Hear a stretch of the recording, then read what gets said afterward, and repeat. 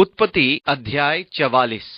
तब उसने अपने घर के अधिकारी को आज्ञा दी, इन मनुष्यों के बोरों में जितनी भोजन वस्तु समा सके उतनी भर दे। उत्पत्ति 44 का पहला पद। ठीक है, अब आगे देखें कि क्या होता है, कहानी में कैसा मोड़ आता है। और उसने उन्हें बड़े से लेकर छोटे तक आयु क्रम से बिठाया। तब यूसुफ अपने सामने से भोजन वस्तुएं उठा उठा के उनके पास भेजने लगा, और बिन्यामीन को अपने भाइयों से 5 गुना अधिक भोजन वस्तु मिली, और उन्होंने उसके संग मन माना खाया पिया। उत्पत्ति 43-34 पद। इस प्रकार उन्होंने राजसी भोजन मन माना खाया पिया। फिर भी उसने बिन्यामीन की तरफदारी की, एक परिवार के समान तू दूसरों से अधिक खा। और इस प्रकार बिन्यामीन को उसने अपने सब भाइयों से 5 गुना अधिक भोजन वस्तु दी।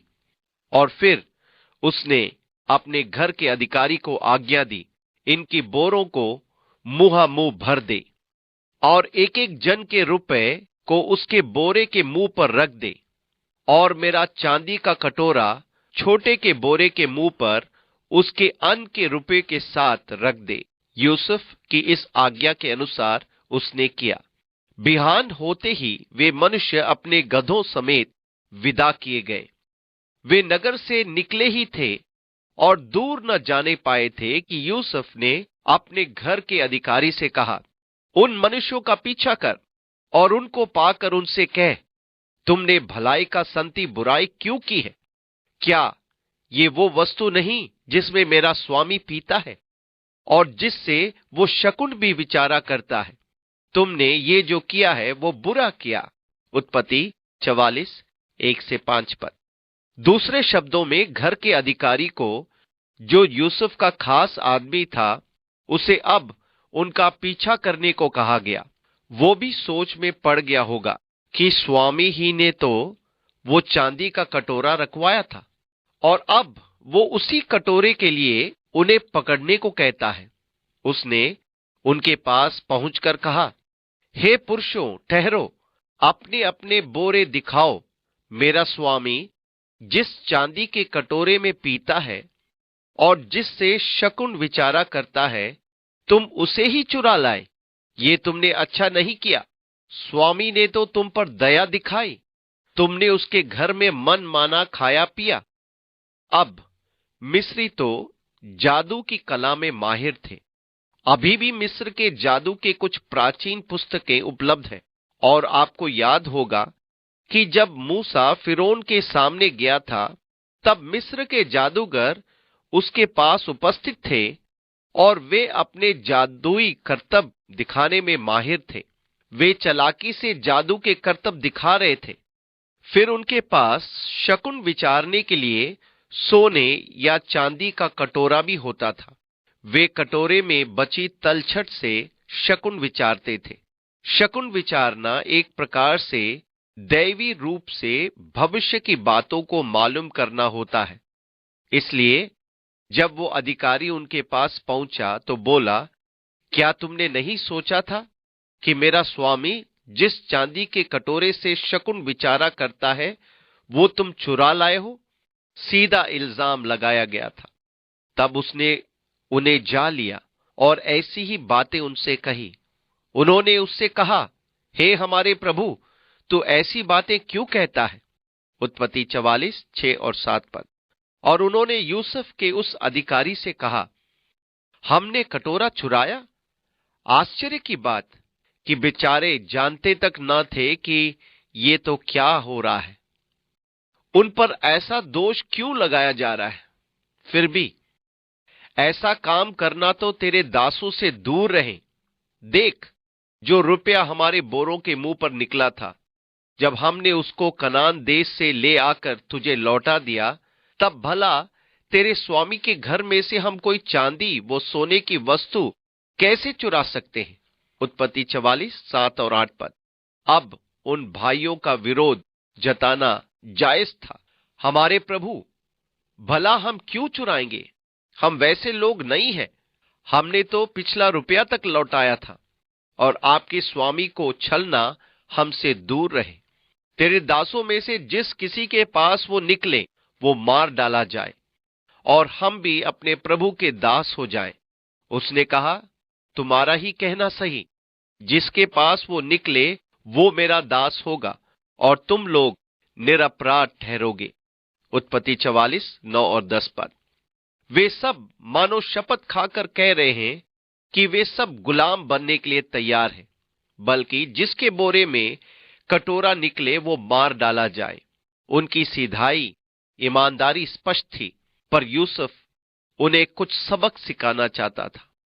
लगता है कि यूसुफ का प्रेम छोटे भाई पर उमड़ आया था और वो किसी बहाने से उसे अपने पास रखना चाहता था। इस पर वे फुर्ती से अपने अपने बोरे को उतार भूमि पर रखकर उन्हें खोलने लगे। तब वे ढूंढने लगा और बड़े के बोरे से लेकर छोटे के बोरे तक खोज की, और कटोरा बिन्यामीन के बोरे में मिला। तब उन्होंने अपने अपने वस्त्र फाड़े और अपना अपना गदा लाद कर नगर को लौट गए। जब यहूदा और उसके भाई यूसुफ के घर पर पहुंचे और यूसुफ वहीं था, तब वे उसके सामने भूमि पर गिरे। यूसुफ ने उनसे कहा, तुम लोगों ने ये कैसा काम किया है? क्या तुम ना जानते थे कि मुझसा मनुष्य शकुन विचार सकता है? उत्पत्ति 44:11-15 पद। ये बात यूसुफ के भाइयों के लिए चौंकाने वाली थी। वे अब तक यूसुफ के स्वप्नों के अनुसार कई बार भूमि पर गिरकर उसे दंडवत कर चुके थे, पर ये चांदी के कटोरे की चोरी का इल्जाम दिल को तोड़ने वाला था। ऊपर से यूसुफ ने कहा, तुम लोगों ने ये कैसा काम किया है? क्या तुम नहीं जानते कि मुझ जैसा मनुष्य भी शकुन विचार सकता है? यहूदा ने कहा, हम लोग अपने प्रभु से क्या कहें? हम क्या कहकर अपने को निर्दोष ठहराएं? परमेश्वर ने तेरे दासों के अधर्म को पकड़ लिया है। हम और जिसके पास कटोरा निकला वो भी, हम सब के सब अपने प्रभु के दास ही हैं। उत्पत्ति 44:16। यहूदा कह रहा है, अब मैं कुछ कहने लायक रहा ही नहीं। मैं अपनी सफाई दूं भी तो कैसे? परमेश्वर ने हमारे अधर्म को पकड़ लिया है। अब यदि आप 10 भाइयों द्वारा यूसुफ के बेचे जाने पर विचार करें तो एक तथ्य सामने निकल कर आता है। उन्होंने यूसुफ को 20 चांदी के सिक्कों में बेचा था। अब वे ही 10 भाई अनमोल लेने आए हैं। शिमोन बंदीगृह में है, बिन्यामीन छोटा है। 10 बोरे 20 चांदी के सिक्के।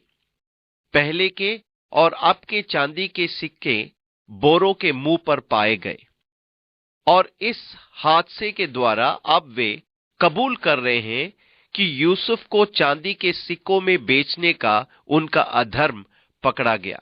इसलिए यहूदा ने कहा, हम क्या कह सकते हैं? हमारा अधर्म पकड़ा गया, हम अपनी सफाई क्या कहकर दें?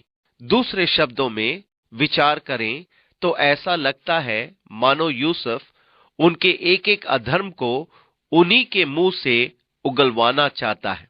उसने कहा, ऐसा करना मुझसे दूर रहे। जिस जन के पास कटोरा निकला है वही मेरा दास होगा, और तुम लोग अपने पिता के पास कुशल क्षेम से चले जाओ। उत्पत्ति 44:17 पद। मेरा विश्वास है कि यूसुफ उन्हें अभी भी जांच रहा है। मैं विश्वास करता हूं कि वो ये जानने का उत्सुक है कि चूंकि बिन्यामीन उसके बाद हमारे पिता का दुलारा है, तो उसके प्रति भाइयों की मनोवृत्ति क्या है? क्या जैसे वे उससे बैर रखते थे वैसा ही बिन्यामीन से तो नहीं रखते? क्या वे बिन्यामीन को भी तो रास्ते से हटाना नहीं चाहते? क्या वो पुरानी ईर्ष्या की आग अभी भी उनमें जल तो नहीं रही? क्योंकि यदि ऐसा है तब उनके द्वारा परमेश्वर के अभिप्राय कैसे पूरे होंगे? और इस अवसर पर मेरा मानना है कि यूसुफ अपने भाइयों को पूरी रीति से जांच लेना चाहता था। वो उनके स्वभाव, उनकी मनोवृत्तियों को परख लेना चाहता है। वो उनके पश्चातापी हृदय को देखना चाहता है, पर वो उनका बुराई नहीं चाहता था। मैं सोचता हूं कि ये पूरी बात यूसुफ ने एक उद्देश्य से आजमाई थी। वो देखना चाहता है क्या वे उससे भी छुटकारा पाकर प्रसन्न होंगे कि अच्छा हुआ ये भी गया। आप देखिए, यहां एक आसान अवसर है। ठीक है, वो देखना चाहता था कि बिन्यामीन को रोकने पर अन्य भाइयों की क्या प्रतिक्रिया होगी। क्या वे उससे पीछा छुड़ाना चाहेंगे, इस तरह पीछा छुड़ाकर अपने बूढ़े बाप की सारी संपत्ति हड़प लेंगे। ठीक है, बिन्यामीन को अपने पास रखो।